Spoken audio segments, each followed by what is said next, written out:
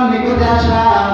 ওই সময় হযরত আবু দারদা উঠিয়া বইলা কোন কারণে ও ব্যক্তি উঠিয়া বইলা লিহাদিসিন মালানি আন্নাকা তুহাদ্দিসুহু।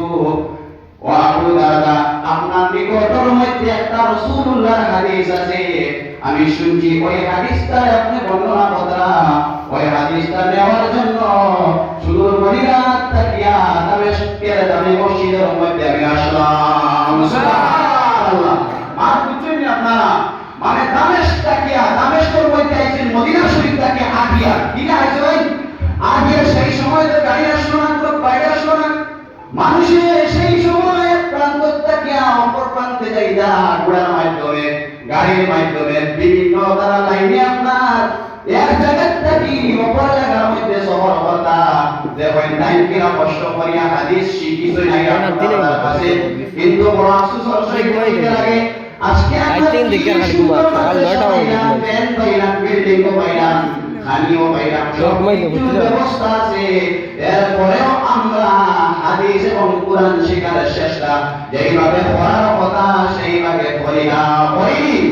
জি না, হাদিস এবং কোরআন সুন্দর করে রাসূলুল্লাহর তরিকা মতো শিখতে লাগবে।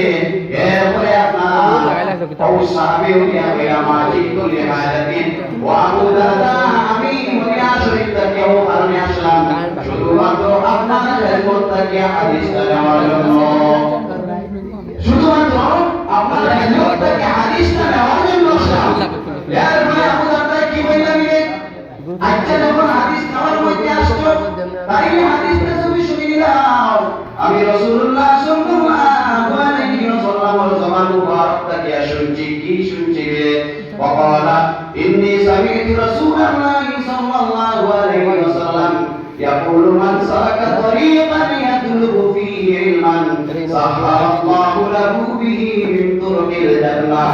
আল্লাহর নবী ফরমাইতে আমি শুনছি, কোন তালিবুল ইলম হল যখন ইলম তলাব করার জন্য বাড়ি থেকে বাইরে হয়ে যায়, রাস্তায় অতিক্রম করে, ওই সময় আল্লাহ রাব্বুল আলামিন এই তালিবুল ইলমের জন্য জান্নাতে যেতে যেত রাস্তা আছে, সমস্ত রাস্তা হলে আসান হইয়া দেন। হোক সুবহানাল্লাহ, আর জোরে সুবহানাল্লাহ।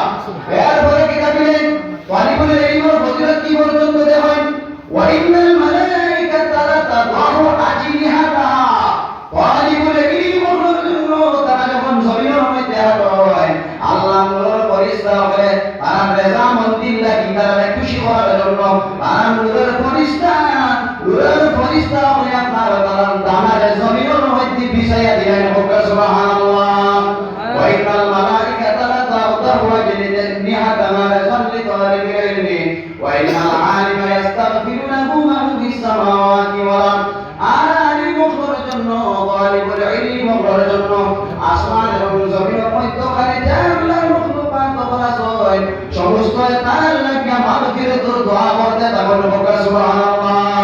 ওয়ালাযিকানু ফি জাওফিল মা, এমন কি পানির মধ্যে যা কিছু মাছিও বলা হয়, মাছ পানির ফুটা মাত্র হলে তালিবুল ইলমের জন্য মাগফিরাতের দোয়া আল্লাহর কাছে করতে থাকুন। হোক সুবহানাল্লাহ। এরপরে আল্লাহর নবী ফরমায়, ওয়া ইন্নাল উলামা ওয়ারাসাতুল আম্বিয়া। আর উলামায়ে কেরাম খলইয়া দিয়া আল্লাহর হাবিব সাল্লাল্লাহু আলাইহি ওয়াসাল্লামের ওয়ারিস। হোক সুবহানাল্লাহ।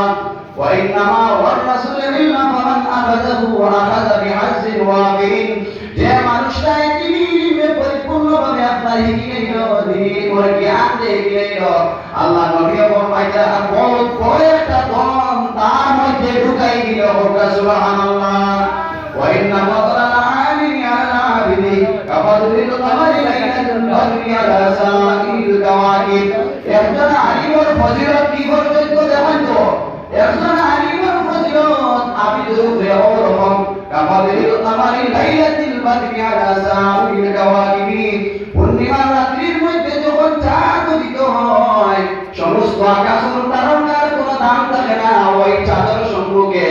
এইভাবে আপনার দুনিয়ার জমিনের মধ্যে আলিম হওয়ার দাম সব চাইতে বেশি। হোক সুবহানাল্লাহ। সবার বেশি থাকে।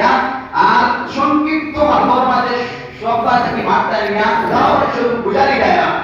আর ওলামায়ে কেরাম তালিবুল ইলম বলা আছে, আমার মাথার মধ্যে বেয়াদবি হয়ে আমার উস্তাদ যখন আছেন তারা সংশোধন করিয়া দিতাম, মাপ দিতাম, আর দোয়া করতাম তারা কাছ থেকে আমরা পড়িয়া কি আজকে হলো উপাইছি ও মাদ্রাসা হইলো কি আমরা কোনো উপালের ভুল কোনো পড়িয়া গেছি, আমরা যারা বইতে আল্লাহ কামিয়াব করতা সকলে হোক আল্লাহুম্মা আমিন।